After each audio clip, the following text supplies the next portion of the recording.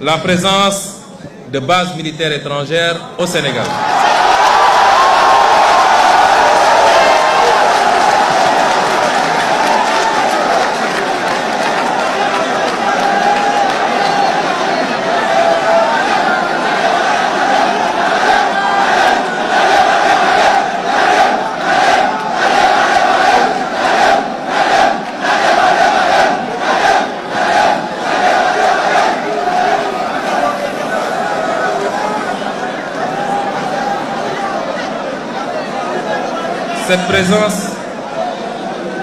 Cette présence de bases militaires suscite des interrogations légitimes, plus de 60 ans après nos indépendances. Nous devons nous interroger sur les raisons pour lesquelles l'armée française, par exemple, bénéficie toujours de plusieurs bases militaires dans nos pays et sur l'impact de cette présence sur notre souveraineté nationale et notre autonomie stratégique.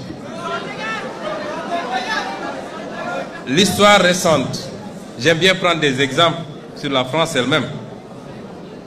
L'histoire récente de la France est très riche en anecdotes intéressantes sur la problématique et les enjeux de la question sécuritaire.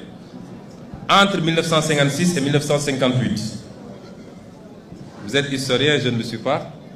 Je peux me tromper sur les dates et même sur les faits.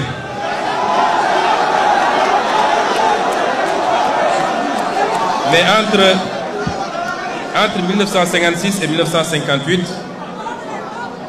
c'est-à-dire après la Deuxième Guerre mondiale, les Américains eurent le projet d'installer sur le territoire français un stock d'armes nucléaires et de missiles balistiques. Le projet buta sur la double question du commandement et du contrôle des missiles, dont le déploiement était admis par les militaires français comme un bon moyen d'accroissement du pouvoir dissuasif de l'OTAN. L'armée de l'air de la France jugeait alors inacceptable le principe selon lequel les escadrons de missiles balistiques resteraient sous commandement américain. Ces unités devaient impérativement être sous commandement national. Dès son arrivée au pouvoir, le général de Gaulle, encore lui,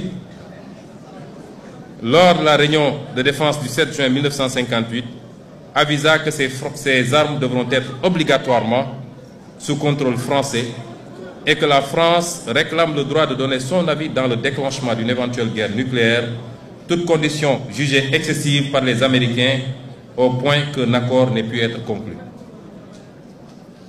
Deuxième exemple, en mai 1966, le général de Gaulle engagea la France à se retirer du commandement intégré de l'OTAN, qui disposait alors d'une dizaine de bases militaires en France. Et la conséquence, nous la savons.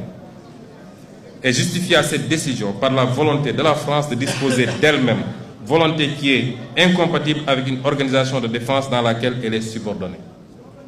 Je réitère ici la volonté du Sénégal de disposer de lui-même, laquelle volonté est incompatible avec la présence durable de bases militaires étrangères au Sénégal.